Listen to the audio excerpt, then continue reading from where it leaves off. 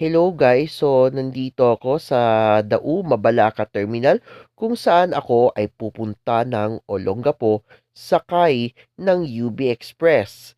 Ito ang isa sa UV Express na aming sasakyan papuntang Olongapo na daraan ng Esitex. Pasado alas 9 ng umaga nang umalis ang UV Express na papuntang Olongapo mula sa Dau Access Road, lumiko papuntang MacArthur Highway na kung saan ito ay daanan papuntang munisipalidad ng Bamban, Concepcion hanggang sa mismong kabisera ng probinsya ng Tarlac. Pero hindi dadaan ang UV Express na ito sa Bamban. Bagkus ito ay liliko papunta sa entry point sa Subic Clark Tarlac Expressway kung saan merong entry at exit point doon mula sa Mabalacat. Pagkaraan lamang ng ilang minuto ay dumana ito sa Subic Clark Tarlac Expressway. So ang pamasahe papuntang Olongapo sakay ng UV Express na daraan sa Esitex ay nagkakahalaga lamang ng 180 pesos. Kung ikaw naman ay estudyante, PWD at senior citizen, ay ang pamasahe nito ay 145 pesos. So pagkaraan lamang ng 15 minuto na mabilisang road trip sa MacArthur Highway, ito ay nakadaan na po kami sa Esitex dyan sa Mabalacat.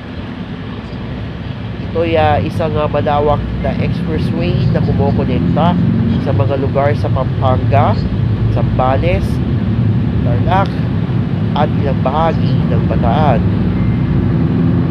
Aabutin lamang ito ng isang oras mula sa Dau, Mabalacat hanggang sa downtown proper ng Olongapo, which is east-west, Bajak.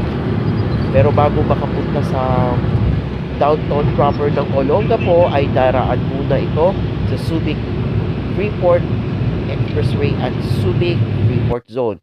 So napakaganda naman ng tanawin dyan habang dumaraan sa Esitex. So enjoy the road trip video na aking ginawa. So, inabot lamang ang biyahe nito ng higit isang oras. Umalis ang bus ng alas 9 ng umaga at dumating kami by 10:15 in the morning.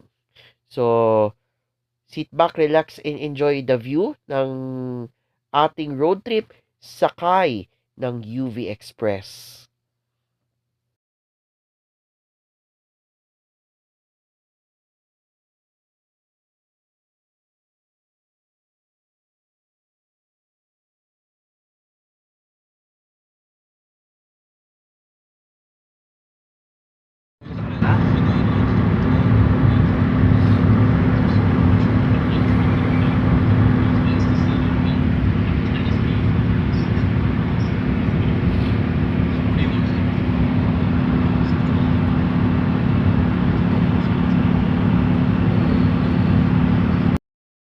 Ano, chika ini.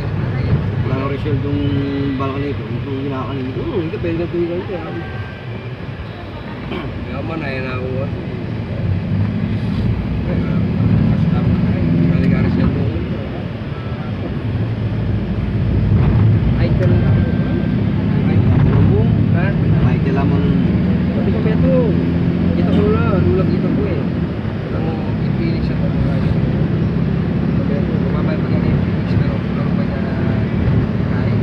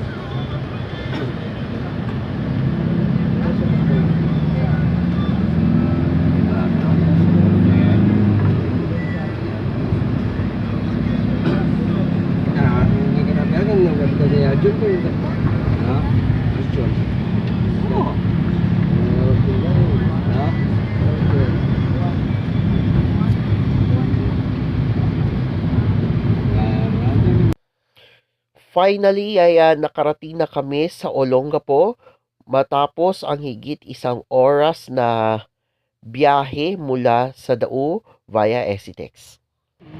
Jericho, bigas ko niya mo Jericho, di mo dinigas. Kurang niya ata na makati. Minta kira rin eh. Kaya mo kay. Tanya ka na. Hindi ko rin mo makakot na sana magyata. Hindi na question. Bigas ko na lang.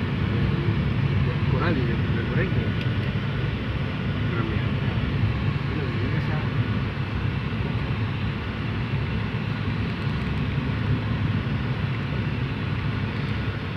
So pagkatapos ng mahaba-habang biyahe ay nakarating na kami sa kanyang garahe na malapit po sa South Star Jug. So yan po ang ating video ng ating road trip papuntang Olongapo.